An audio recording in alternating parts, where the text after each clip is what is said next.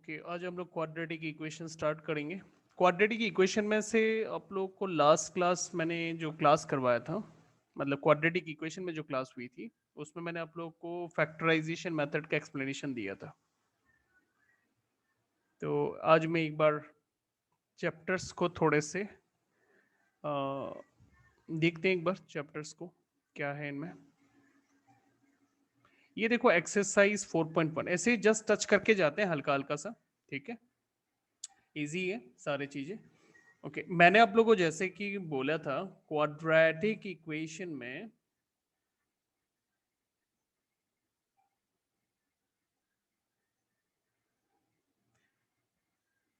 Quadratic equations, इसमें जो standard form होता है क्वाड्रेटिक इक्वेशन का a x square plus b x plus c is equal to 0, ठीक है। तो इसमें जो a b c these are real coefficients, लेकिन एक कंडीशन है, रियल नंबर तो है लेकिन ए 0 छोड़ के कुछ भी हो सकता है, कोई भी रियल नंबर, ठीक है। बी और सी के लिए कोई रेस्ट्रिक्शन है, दे आर रियल नंबर्स, ठीक है, ये सारे रियल नंबर है, this all belongs to real number, लेकिन ए कभी भी 0 नहीं हो सकता। दूसरा बात, इसमें जो डिग्री है, डिग्री तो आप लोग को पता ही है, आप लोगों ने पॉलिनोमियल चैप्टर किया, डिग्री, डिग्री मतलब हाईएस्ट पावर, वो यहाँ पे 2 होना चाहिए, जरूरी है, ठीक है। तो हाईएस्ट पावर यहाँ पे 2 होना चाहिए, हाईएस्ट पावर। तो इन सब चीजों का आपको ध्यान रखना है इसमें क्वाड्रेटिक इक्वेशन। अभी जो फर्स्ट एक्सरसाइज है इसमें आपसे पूछा गया है कि check whether the following are quadratic equation.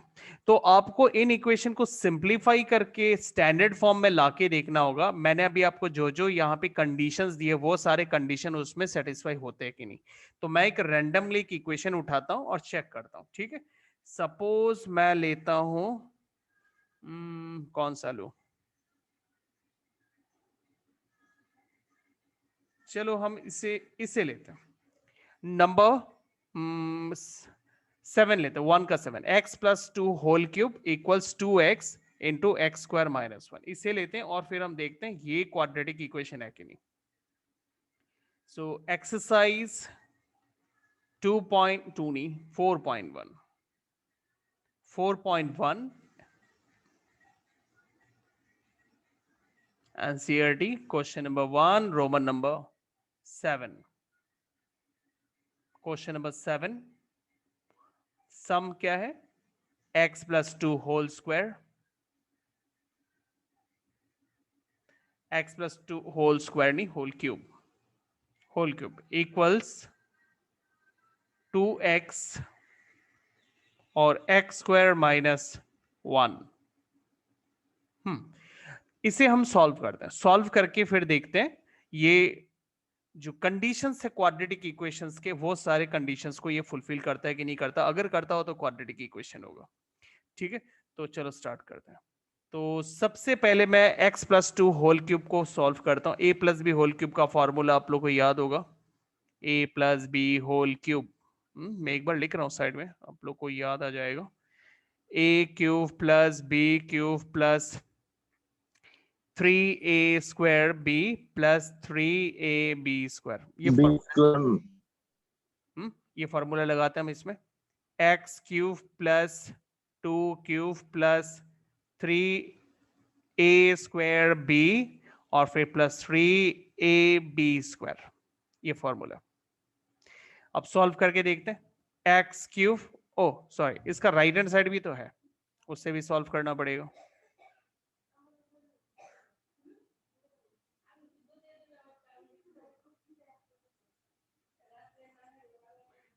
तो राइट हैंड साइड में हमें इसे मल्टीप्लाई करना है एक्स स्क्वायर माइनस 1 के साथ, तो 2x into X square 2x cube 2x into minus 1 is 2x, ठीक है। अच्छा अब लेफ्ट साइड में हम इसको सिंप्लीफाई कर देते हैं, एक्स क्यूब प्लस 2 क्यूब आ रहा है 8 प्लस इसको मल्टीप्लाई करो 3 two 6 X square 6 X square, यहाँ पे इधर में स्क्वायर था 3ab स्क्वायर था, तो 2 का स्क्वायर 4, 4 3 से 12, 12 और वेरिएबल x, राइट साइड में 2x क्यूब माइनस 2x। अच्छा, सारे वेरिएबल्स मैं लेफ्ट साइड में ले लेता हूं क्योंकि स्टैंडर्ड फॉर्म के अकॉर्डिंगली राइट साइड में 0 होते हैं। तो x cube plus 8 plus 6x square plus 12x minus 2x cube plus 2x is equal 0।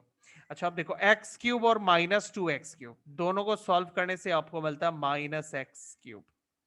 उसके बाद यहां पे 2x square, sorry 6x square, एक ही टर्म है 6x स्क्वायर।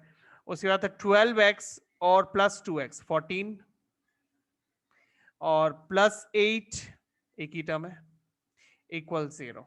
तो देखो ये क्वाड्रेटिक इक्वेशन नहीं है क्योंकि ये स्टैंडर्ड फॉर्म के साथ मैच नहीं करता है। स्टैंडर्ड फॉर्म में एक्स स्क्वायर जो है उसमें मतलब जो हाईएस्ट पावर है 2 होना चाहिए, लेकिन इसमें हाईएस्ट पावर 3 है। तो बस यहीं पे ये रूल फॉलो नहीं करता। इसमें हाईएस्ट पावर 3 है। जब हाईएस्ट पावर 3 होता है उसे हम क्यूबिक इक्वेशन बोलते हैं, क्वाड्रेटिक नहीं बोलते हैं। क्वाड्रेटिक इक्वेशन में हाईएस्ट पावर 2 होना चाहिए और इसमें हाईएस्ट पावर 3 है, इसलिए ये क्वाड्रेटिक नहीं है। ओके, रूल समझ में आ गया? इस तरह से आप क्वाड्रेटिक इक्वेशन चेक कर सकते हो। तो सिंस, रीजन आप दे सकते हो, since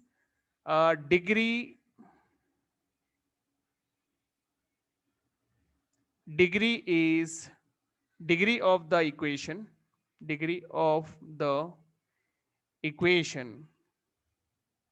is not 2, therefore it is sir आप रिपीट कर सकते हो क्या? मैंने अभी ज्वाइन किया। आप एक बार रिकॉर्डिंग देख लेना बाद में। It is not a quadratic equation. ठीक है, बस इस तरह से आपको चेक करना। मतलब आप हमेशा क्वाड्रेटिक इक्वेशन का जो मैंने आपको यहाँ पे रूल समझाया कि क्वाड्रेटिक इक्वेशन का standard form a x square plus b x plus c होता है। ए कभी भी 0 नहीं हो सकता। A b c are all real coefficients. ठीक है, क्वाड्रेटिक का जो हाईएस्ट पावर है वो 2 होना चाहिए। बस ये सारे कंडीशन आपको चेक करना है। कोई भी इक्वेशन अगर आपको दिया उसको सिंप्लीफाई करके आप चेक करो ये स्टैंडर्ड फॉर्म को, स्टैंडर्ड फॉर्म के प्रॉपर्टीज को मैच करता है कि नहीं करता। अगर मैच करेगा तो क्वाड्रेटिक इक्वेशन होगा। मैंने आपको जो सम करके अभी दिखाया इसमें ये मैच नहीं कर रहा था, इसमें ये हाईएस्ट पावर इसमें 3 आ रहा था जबकि हाईएस्ट पावर 2 होना चाहिए। क्वाड्रेटिक इक्वेशन में हाईएस्ट पावर 2 होता है, ये स्टैंडर्ड फॉर्म है, उसमें 2 होता है, लेकिन हमें यहाँ पर हाईएस्ट पावर 3 मिल रहा है। दैट्स व्हाई ये क्वाड्रेटिक नहीं है। तो हम इसमें रीजन डाल देंगे क्योंकि इसमें जो डिग्री है वो 2 नहीं है, इसलिए क्वाड्रेटिक इक्वेशन नहीं है। It is not a quadratic equation. तो इस तरह ये जो सारे क्वेश्चंस है इसमें आप इनको सॉल्व करो, सॉल्व करके स्टैंडर्ड फॉर्म में लाओ और स्टैंडर्ड फॉर्म में लाके देखो ये स्टैंडर्ड फॉर्म इसके साथ मैच करता है कि नहीं करता। अगर इसके साथ मैच कर गया तो क्वाड्रेटिक इक्वेशन है। ठीक है, इसमें जो ए है सिर्फ वो ए जो है वो 0 नहीं हो सकता। ठीक है, लेकिन बाकी जो नंबर्स है वो कोई भी रियल नंबर हो सकते हैं, any real number, they can be any real number. B and C belongs to any real number, लेकिन ए भी रियल नंबर है, सिर्फ 0 नहीं हो सकता, बाकी कोई भी रियल नंबर ए हो सकता है। ठीक है, तो इन सब चीजों का ध्यान रखना। अब इनको सॉल्व करो, सिंप्लीफाई करो, सिंप्लीफाई करके आप इसको स्टैंडर्ड फॉर्म में लाने की कोशिश करो। और अगर स्टैंडर्ड फॉर्म मैच कर गया, क्वाड्रेटिक इक्वेशन में हाईएस्ट पावर 2 आ गया तो क्वाड्रेटिक इक्वेशन होगा, वरना नहीं होगा। गाथा अभी थोड़ा बहुत समझ में आया? हाँ हाँ सर, आ गया। क्वेश्चन नंबर 2 में देखो यहाँ पे बोला गया represent the following situation in the form of quadratic equation. आपको सिर्फ क्वाड्रेटिक इक्वेशन बनाना है, सॉल्व कुछ नहीं करना, क्योंकि यहाँ पे बोला रिप्रेजेंट करो। सिर्फ आप क्वाड्रेटिक इक्वेशन बनाओ और फिर छोड़ दो। ठीक है, तो चलो हम बनाते हैं क्वाड्रेटिक इक्वेशन। बहुत ही सिंपल है। इस क्वेश्चन में देखो द एरिया ऑफ, हाँ हाँ ठीक है, देखो इसमें बोला गया है the area of rectangular plot is 528 metre square. यहाँ एक रेक्टेंगुलर प्लॉट है, उसका एरिया आपको 528 मीटर स्क्वायर दिया हुआ है। इस रेक्टेंगुलर, देखो रेक्टेंगुलर प्लॉट में 2 डायमेंशन होता है, अब सबको ही पता है, एक को लेंथ बोलते हैं, एक को ब्रेथ बोलते हैं। तो यहाँ पे क्या बोला गया, length of the plot is 1 more than twice its breadth। मतलब लेंथ का जो वैल्यू है वो ब्रेथ से ब्रेथ का ट्वाइस का एक ज्यादा है, ठीक है। मतलब आप ऐसे बोल सकते हो length is one more than twice its breath, मतलब ट्वाइस इट्स ब्रेथ से वन मोर, ठीक है। आप ऐसे जब स्टेटमेंट पढ़ते हो ना तो हमेशा याद रखना, ये जो वर्ड आप देख रहे हो ना, सॉरी नॉट मोर देन, ये जो देन वाला वर्ड देख रहे हो, 1 मिनट, ये जो देन वाला वर्ड देख रहे हो ना, आप हमेशा इसके बाद का पोर्शन को पहले मेंशन करो। तो ट्वाइस इज ब्रेथ, इसलिए मैंने ट्वाइस इज ब्रेथ को पहले लिखा, और फिर देन के लेफ्ट में जो पार्ट है वन मोर, ठीक है, वन मोर, मैंने उसको बाद में लिखा। तो ये हमेशा इस टाइप के सेंटेंस में करना। जैसे ऐसा भी तो हो सकता था, length of the plot is one less than twice is breadth, तब हम कैसे लिखते हैं, length is one less than twice is breadth, तो ट्वाइस इज ब्रेथ पहले लिखते और लेस बाद में लिखते। मतलब देन जो भी वर्ड आ रहा है, देन के बाद का पार्ट आपको हमेशा पहले लिखना चाहिए। तो देन के बाद ट्वाइस इज ब्रेथ है, और फिर बाद में आप वन मोर ऐसे। हालांकि एडिशन में कोई फर्क नहीं पड़ता, एडिशन तो कम्यूटेटिव होता है। एडिशन में आप 2b+1 लिखो या 1+2b लिखो, इससे कोई फर्क नहीं पड़ता। मैं एडिशन के लिए नहीं बोल रहा, मैं जनरल के लिए बोल रहा हूं हमेशा, मतलब किसी के लिए। अब सब्ट्रैक्शन भी, सब्ट्रैक्शन तो कम्यूटेटिव नहीं होता, तो उसमें अगर आप किसी भी ऑर्डर में लिख दोगे, अब अगर इसमें आप 1 - 2 भी लिखोगे तब तो गलत हो जाएगा ना। इसलिए मैं आपको जनरल रूल बता रहा हूं, जनरल रूल में हमेशा देन के बाद का पार्ट आप पहले लिखो, उससे कभी भी कोई गलती नहीं होगा, वो एडिशन का हो या सब्ट्रैक्शन का हो। ओके चलो, हमें यहां पर अभी क्या करना, हमें दो इंफॉर्मेशन पता चला इस सम में। एक तो एरिया कितना है रेक्टेंगुलर प्लॉट का, इसका एरिया कितना है 528 मीटर स्क्वायर। दूसरा लेंथ और ब्रेथ के बीच में एक रिलेशन दिया गया है, length is one more than twice is breadth. मतलब अगर आपको ब्रेथ पता चल गया तो फिर लेंथ भी पता चल जाएगा। तो एक काम करते हैं, ब्रेथ को एक्स ले लेते हैं ना, ब्रेथ को एक्स ले लेते हैं, तो लेंथ कितना हो जाएगा, फिर ब्रेथ को एक्स ले लेते हैं तो लेंथ कितना हो जाएगा, लेंथ हो जाएगा 2x। 2x+1। तो लेंथ हो गया 2x+1। कैसे हुआ, क्योंकि मैंने ब्रेथ को x लिया। तो ये हमारे पास लेंथ और ब्रेथ आ गए, और लेंथ और ब्रेथ को हम एरिया के साथ कैसे इक्वेट कर सकते हैं, length into breadth equals area. ये हम इक्वेट कर सकते हैं लेंथ और ब्रेथ को एरिया के साथ। तो इस इक्वेशन से ही हमें यहाँ पे जो क्वाड्रेटिक इक्वेशन हमें पूछा गया कि represent the situation in the form of quadratic equation, वो मिल जाएगा। तो मैं एक बार आपको इसको प्रेजेंट करके दिखाता हूं। क्वेश्चन नंबर 2, क्वेश्चन नंबर 2, इसका फर्स्ट सम हम कर रहे हैं, और represent the situation in the quadratic equation. ठीक है, ध्यान रखना, आपको सॉल्व करने नहीं बोला है, सिर्फ रिप्रेजेंट करने बोले। तो हमें जो इंफॉर्मेशन है उस इंफॉर्मेशन के अकॉर्डिंगली हमें पहले ब्रेथ को लेट लेना पड़ेगा। लेट द ब्रेथ, क्योंकि ब्रेथ को आप लेट लोगे तभी तो आप लेंथ निकाल सकते हो। Let the breadth be x, therefore length, length कितना था, one more than twice is breadth, भूलना नहीं, हाँ, one more than twice is breadth. तो ट्वाइस इज ब्रेथ पहले, वन बाद में, तो ब्रेथ पे हम एक्स डाल देते हैं। तो ट्वाइस इज एक्स, टू मतलब ट्वाइस इट्स ब्रेथ +1, ब्रेथ में हमने एक्स डाल दिया। लेंथ और ब्रेथ आ चुका है। अभी फिर लिखेंगे सिंस एरिया ऑफ द, क्या था ये, प्लॉट था क्या, प्लॉट था, रेक्टेंगुलर रेक्टेंगुलर प्लॉट इज 528, यही था ना 528, हाँ जी। तो length of the, sorry, area of the rectangular plot का फॉर्मूला होता है लेंथ इनटू ब्रेथ इक्वल्स 528, और लेंथ कितना है, लेंथ है 2x+1 और ब्रेथ है x इक्वल्स 528। अब ये देखो, ये बन गया क्वेश्चन नंबर 1 जो हमने किया था ना, उस टाइप के सम, मतलब ऐसा टाइप का सम। मतलब अभी ये क्वाड्रेटिक इक्वेशन दिख नहीं रहा, क्योंकि क्वाड्रेटिक इक्वेशन जो है वो ऐसा टाइप का होता है, ax² + bx + c। तो जब ऐसे टाइप के होता है तो वो क्वाड्रेटिक इक्वेशन जैसा नहीं होता, उसे सॉल्व करना पड़ता है, तब आपको क्वाड्रेटिक इक्वेशन मिलता है। तो मैं भी इसे सॉल्व करूंगा और फिर मैं इसे क्वाड्रेटिक इक्वेशन के फॉर्म में लाऊंगा। ठीक है, तो चलो मैं इसे सॉल्व करके दिखाता हूं।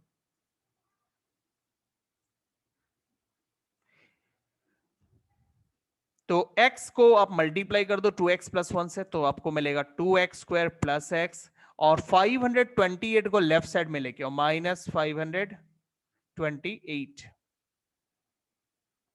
528। राइट साइड में 0 बचा। तो देखो ये स्टैंडर्ड फॉर्म में आ गया। स्टैंडर्ड फॉर्म क्या था? ax² plus bx plus c equal to 0। तो ये स्टैंडर्ड फॉर्म में आ गया। तो हमें जैसे बोला गया कि represent the situation in quadratic equation, तो ये बन गया। देयरफॉर द रिक्वायर्ड सिचुएशन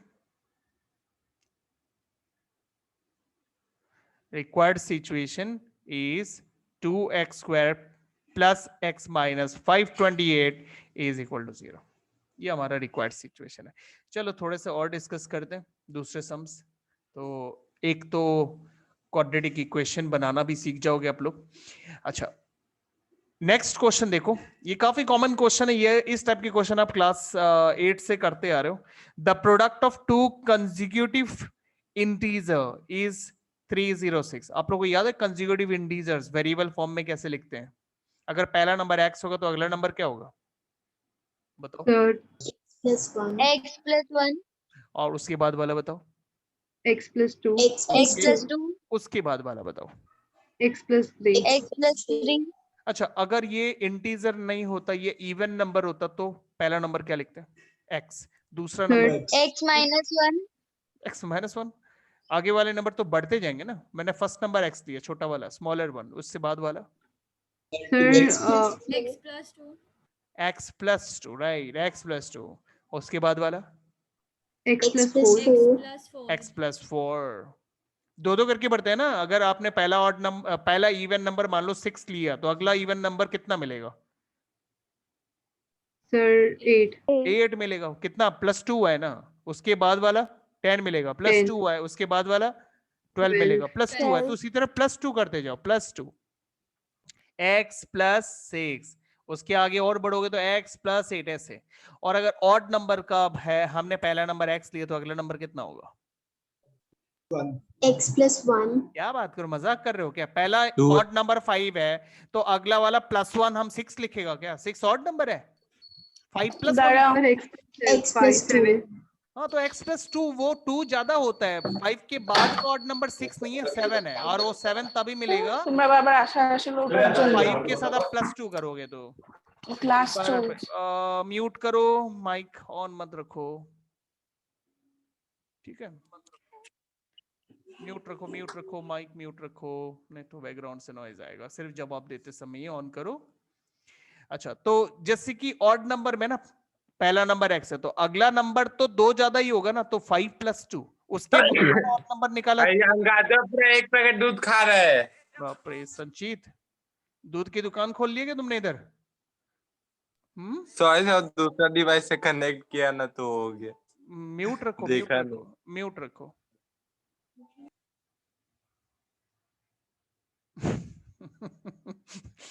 अच्छा चलो आगे।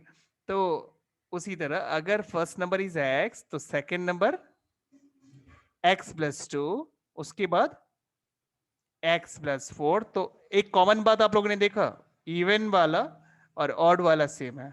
जिस तरह इवन नंबर्स दो दो करके बढ़ते हैं, ऑड नंबर्स भी दो दो करके बढ़ते हैं। 5, 7, 9, 11 दो दो करके बढ़ते हैं। तो ये कॉमन बात है। तो आप है ना कुछ कॉमन कैटेगरीज ढूंढ लो। मैं आपको वो कैटेगरीज आपको दिखा देता हूं। जैसे अभी आपने देखा कि इवन और ऑड सेम होते हैं, सेम टाइप होते हैं, इवन और ऑड। ये दोनों ही 2 2 करके बढ़ते हैं। इसलिए पहला नंबर अगर x लिया, सेकंड नंबर 2 बढ़ जाएंगे, थर्ड नंबर उससे भी 2 बढ़ जाएंगे, उसके बाद वाला और भी 2 बढ़ जाएंगे। ऐसे करके ऑड और इवन में होता है। कॉमन बात है, ऑड भी 2 2 करके बढ़ते हैं, इवन भी 2 2 करके बढ़ते हैं।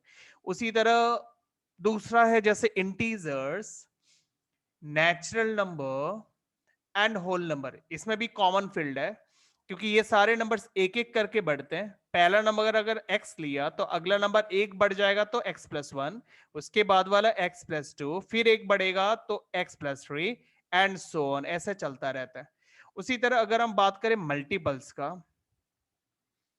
तो मल्टीपल्स को आप तीसरा फील्ड मान लो, मल्टीपल्स।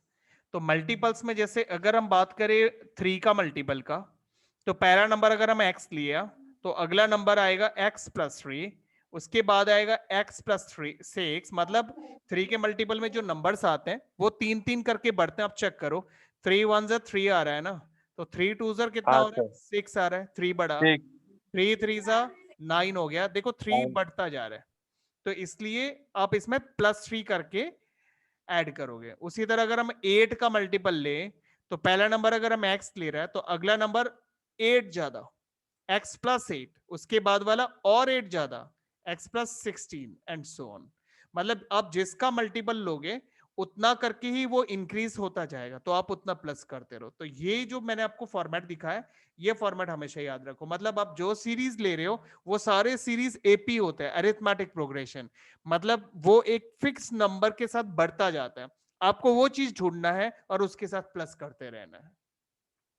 तो अभी जैसे हम अभी जो क्वेश्चन पढ़ रहे थे वो कौन से कैटेगरी है, वो यहां देखो, वो इंटीजर कैटेगरी है जो मैंने अभी आपको दिखाया, इंटीजर, नेचुरल नंबर और होल नंबर।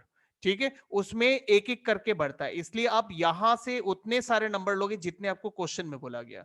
इसमें बोला 2 कंसेक्यूटिव नंबर, तो आप यहां से 2 कंसेक्यूटिव नंबर ले लो और उनका प्रोडक्ट करो। अकॉर्डिंग टू क्वेश्चन प्रोडक्ट इतना आना चाहिए, 306। तो हम इसको करते हैं फॉर्मेट में। क्वेश्चन नंबर 2, क्वेश्चन नंबर 2 का Roman number 2, let the 2 consecutive positive integer, जैसे क्वेश्चन में बोला गया, मैं वही बात लिख रहा हूं, इन्होंने जो हमसे मांगा है। तो पॉजिटिव इंटीजर बी, पहला नंबर अगर x है तो दूसरा नंबर उससे एक ज्यादा, जैसे मैंने आपको समझाया। ठीक है, आप कॉमन फील्ड को ढूंढो, वो किस टाइप का नेचर रखता है। अगर वो इंटीजर है तो वो एक एक करके बढ़ता है, तो अब इस तरह से पहला नंबर अगर x लिखा तो अगला नंबर उससे ज्यादा। अच्छा, किसी ने मुझे निगेटिव फॉर्म में बोला था, तो अगर एक नंबर x है तो सब प्रीवियस नंबर x - 1 है, ये भी हो सकता है, ऐसा कोई नहीं, ये गलत नहीं है। देखो इनमें भी 1 का डिफरेंस है, तो ये भी हो सकता है। अब अगर रिवर्स ऑर्डर में चल रहे हो, जैसे ये x हुआ, ये x - 1, उससे पीछे जाओगे तो x - 2। अगर 3 कंसेक्यूटिव इंटीजर मुझे लिखने बोला तो मैं ऐसे भी लिख सकता हूँ, मिडिल वाला x, छोटा वाला x - 1 और बड़ा वाला x + 1, ये भी ऐसे भी लिख सकता हूं मैं। तो ये भी इंटीजर्स है, या नेचुरल नंबर या होल नंबर है, ऐसा लिख सकता हूं मैं। बस आपको क्या ध्यान रखना है, अगर इंटीजर, नेचुरल नंबर या होल नंबर है तो उनमें जो कंसेक्यूटिवली 1 का डिफरेंस होना चाहिए। तो आप इसको ऐसे भी कर सकते हो, या फिर छोटा नंबर अगर x लिया तो उससे बड़ा वाला x + 1 और उससे बड़ा वाला x + 2। तो अभी जो हम सम्स कर रहे हैं ना, उसमें तो ये ज्यादा हम यूज करते हैं, वो वाला कम यूज करते हैं। वो जब हम अरिथमेटिक प्रोग्रेशन चैप्टर करेंगे ना, तब हम ये वाला सीक्वेंस लेंगे, तो ये उसमें बड़ा फायदेमंद होता है, इससे वो इजी हो जाता है। ठीक है, तो चलो करते हैं। अकॉर्डिंग टू क्वेश्चन हमें बोला है दोनों कंसेक्यूटिव इंटीजर का जो प्रोडक्ट है, the product of 2 consecutive positive integer is 306। तो फिर x इंटू एक्स + 1, इनका जो प्रोडक्ट है वो 306 है। ठीक है, अब इसे सॉल्व करते हैं। x into x² x into 1 x, 306 को लेफ्ट में लेके आओ और ये तैयार हो गया आपका क्वाड्रेटिक इक्वेशन। कंक्लूजन आप मेंशन कर देना। अब चलो आगे देखते हैं। Rohan's mother 26 years older than him। ठीक है, ये देखो प्रेजेंट टेंस है, तो प्रेजेंटली ये बात कर रहे हैं कि रोहन का जितना एज है उससे मदर 26 years ओल्डर है। मतलब रोहन अगर x है, मदर 26 years ओल्डर, मतलब मदर कितना, x + 26। ठीक है, तो ऐसा, क्योंकि मदर सन से 26 years ओल्डर है, तो सन अगर हम x लेते हैं तो मदर उससे 26 years ज्यादा। The product of their ages is 3 years from now will be 360। Present age नहीं, the product of their ages 3 years from now will be, मतलब 3 साल बाद की बात हो रही है। 3 साल बाद जो उनका एज होगा, 3 साल बाद मदर का कितना एज हो जाएगा। अभी अगर आप अभी इतना है ना, तो 3 साल बाद मदर 3 साल बड़ी हो जाएगी, तो 3 साल बड़ी 3 होने पर into x + 26। मल्टीप्लाई X क्यों plus कर रहे हो? 29. एक बात बताओ गाथा। हाँ, आपका एज हाँ अभी आप सर। मान लेता है 15 है, ठीक है, और 3 साल बाद अगर मैं निकालूं, मैं तो 15 को 18। 3 करूंगा या 3 into 15 कर दूंगा? क्या करूं, तो मल्टीप्लाई करूंगा प्लस करूं? मल्टीप्लाई तो करने से 3 प्लस। साल बाद आप 45 का हो जाएगा, कॉन्ग्रेचुलेशन। और अगर प्लस करोगे तो 18 का होगा। तो आप हाँ उसके सर। मम्मी के साथ अन्याय क्यों कर रहे हैं? हाँ, वो 3 साल बाद +3 होगा, मल्टीप्लाई 3 नहीं होगा, ठीक है। तो x + 29 और उसी तरह जो सन है वो प्रेजेंटली x है, 3 साल बाद उस पे भी 3 साल बढ़ जाएगा, वो भी 3 साल बड़ा हो जाएगा, तो x + 3 ऐसे ऐसे आप 3 साल बाद का एज निकालोगे। तो दोनों का एज निकाल लो, क्योंकि इन्होंने क्या बोला, जो उनका 3 साल बाद का एज होगा उसका जो प्रोडक्ट है वो 360 होगा, ठीक है। चलो अब रिप्रेजेंट करते हैं हम इसको, इन सारे सिचुएशन को। तो हमें रोहन के एज को, प्रेजेंट एज को x लेना है, जिससे मदर का एज 26 ईयर्स ज्यादा हो जाएगा, x + 26। तो ये सारी बातें हम यहां पे मेंशन करते हैं। नंबर 3, 1 2 3, तो लेट द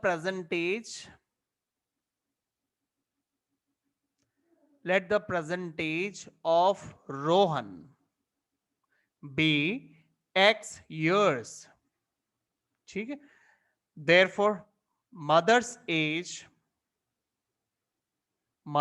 कितना हो जाएगा, 26 ईयर्स ओल्डर बोले है ना रोहन से, तो रोहन + 26, ये हो गया मदर का एज। अच्छा, अब आफ्टर 3 इयर्स, क्योंकि मुझे आफ्टर 3 इयर्स उनका एज पता लगाना है और उसके बाद उनका उन एज को मल्टीप्लाई करके 360 के बराबर बताना है। तो after 3 years Rohan age x + 3, ठीक है, और मदर एज मदर अभी कितना, x + 26, 3 साल बाद उसके और 3 साल बढ़ जाएंगे, मतलब तब कितनी हो जाएगी, x + 29, ये मदर का 3 साल बाद का एज।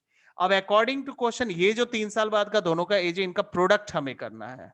तो ये रोहन का 3 साल बाद का एज और ये मदर का 3 साल बाद का एज, उनका जो प्रोडक्ट है अकॉर्डिंग टू क्वेश्चन कितना बताया, 360। तो यहां लिख देते हैं इक्वल्स टू 360। अब इसे आपको सॉल्व करना, तो हम फटाफट इसको सॉल्व करते हैं। सो x के साथ पहले दोनों को मल्टीप्लाई करो आप,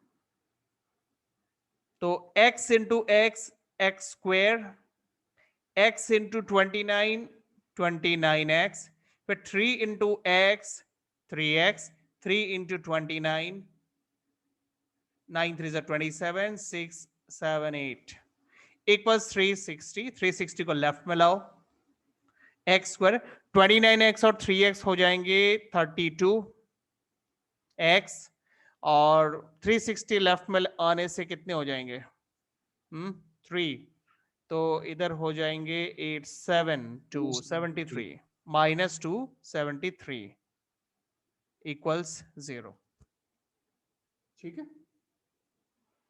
अच्छा,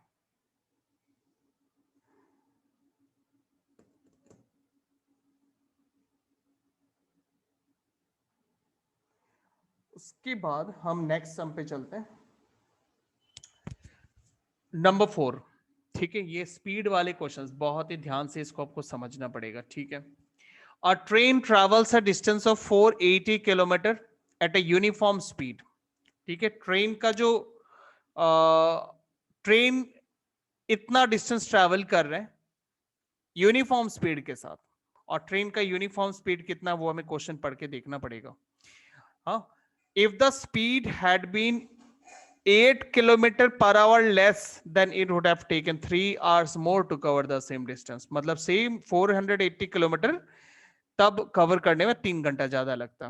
मतलब यूनिफॉर्म स्पीड से अभी चल रहा है ना, लेकिन अगर वो यूनिफॉर्म स्पीड से नहीं चल के अपनी यूनिफॉर्म स्पीड से 8 km/h लेस स्पीड से वो अगर चलता, तो जितना वक्त अभी ऐसे लग रहा है उससे 3 घंटा कम लगता, ठीक है।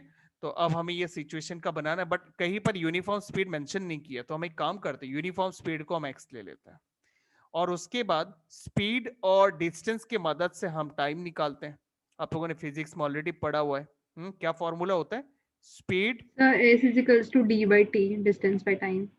हाँ, speed equals distance by time, ये ना। हाँ, हाँ सर। तो फिर तो टाइम को time अगर is equals लेफ्ट में लेके जाए, to speed हाँ, into distance. Time equal speed into distance नहीं, speed into time equals distance. Time इधर डिवाइड हो रहा है, टाइम उधर जाएगा तो मल्टीप्लाई होगा, और अगर आप टाइम निकालोगे तो स्पीड इस तरफ आएगा, तो स्पीड इस तरफ आएगा तो क्या होगा, डिवाइड नहीं होगा।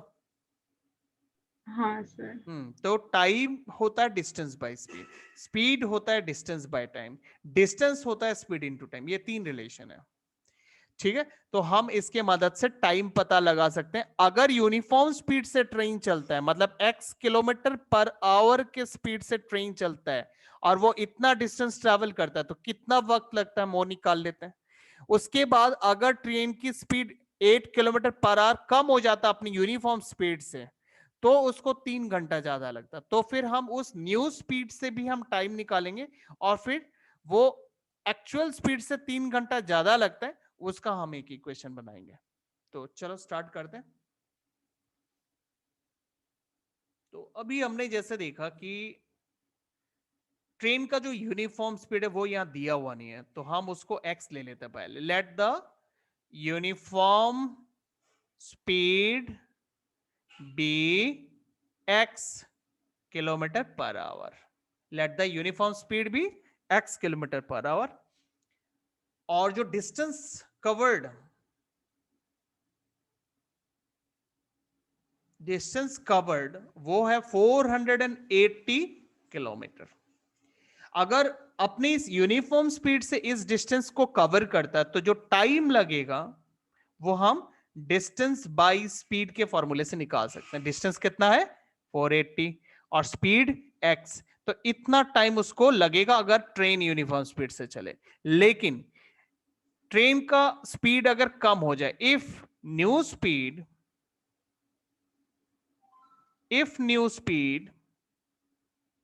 is how much, कितना बोला था, कितना कम बोला था ओरिजिनल स्पीड से, 8 किलोमीटर पर आवर लेस।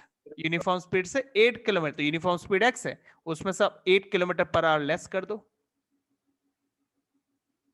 तो this is new speed, then new time, new time कितना होगा, फॉर्मूला तो वही है, डिस्टेंस डिवाइडेड बाय स्पीड। तो डिस्टेंस है 480 और न्यू स्पीड है x माइनस 8, तो ये हो गया new time. But new time is more than the actual time. क्यों? क्योंकि स्पीड यहां कम है। आप जानते हो ना, आप साइकिल चलाते हो या फिर स्कूल बस में जाते हो, तो जब आपकी व्हीकल कम स्पीड से चलती है तो आप अपने डेस्टिनेशन में देरी से पहुंचते हो। कॉमन सी बात है ना, दोनों इनवर्सली प्रोपोर्शनल है। लेस स्पीड तो मोर टाइम, तो यहां स्पीड लेस है इसलिए मोर टाइम। मतलब यहां जितना टाइम लग रहा है इस टाइम के मुकाबले ये वाला जो टाइम है ये ज्यादा है। कितना ज्यादा है ये आपको क्वेश्चन में बोला गया है। If the speed had been 8 km per hour less, then it would have taken 3 hours more to cover the same distance. अब समझ के कितना आवर मोर लगेगा, 3 घंटा ज्यादा लगेगा। मतलब ये वाला जो स्पीड है ये उसके मुकाबले 3 घंटा ज्यादा है। तो इसमें जो हम इक्वेशन बनाएंगे,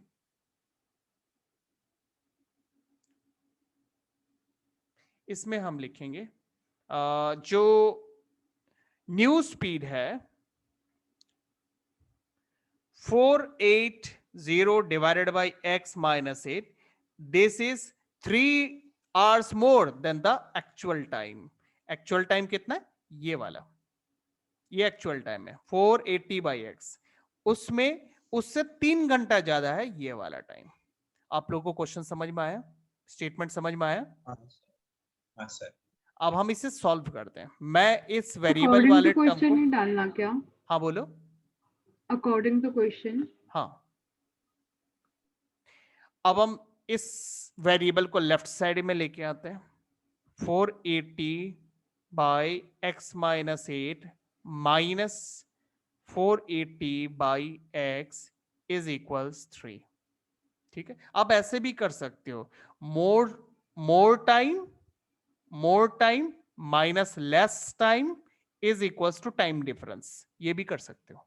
3 घंटे का टाइम डिफरेंस है ना, तो मोर टाइम क्या हो जाता है, ये वाला मोर time minus less time equals 3 घंटा का डिफरेंस। ऐसे भी आप इक्वेशन डायरेक्टली बना सकते थे। अच्छा, अब इसको सॉल्व करना कैसे, देखो आप है ना, दोनों में एक कॉमन बात देखो, क्या कॉमन है दोनों में? न्यूमरेटर। हाँ, तो उससे आप कॉमन ले लो। कॉमन लेने पर लेफ्ट वाले में बचेगा 1 बाई एक्स माइनस 8, राइट वाले में बचेगा 1 बाई एक्स इज इक्वल्स 3। ठीक है, अच्छा उसके बाद